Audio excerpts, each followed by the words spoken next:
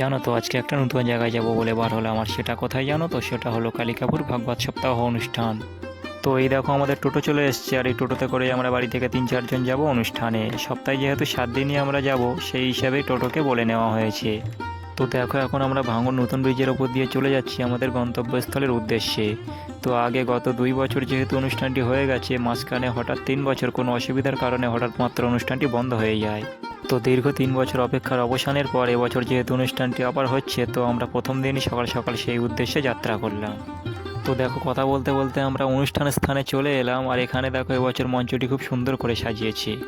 আর গত 2 বছর যেহেতু এখানে প্রচুর ভিড় হয়েছিল, তো সেই জন্য এবছর এখানে মঞ্চটি বেশ সাইডে অনেকটা করে জায়গাও বাড়িয়েছে।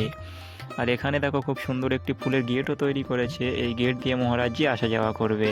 তো ভিডিওটি যদি ভালো লেগে থাকে তাহলে ভিডিওটিতে একটি লাইক করে দিও, আর চ্যানেলটি সাবস্ক্রাইব করে অবশ্যই পাশে থেকো। দেখা হচ্ছে পরের কোনো একটি ভিডিওতে, ততক্ষণে যেতে যেতে কেউ রাধে রাধে বলতে একদম ভুলো না।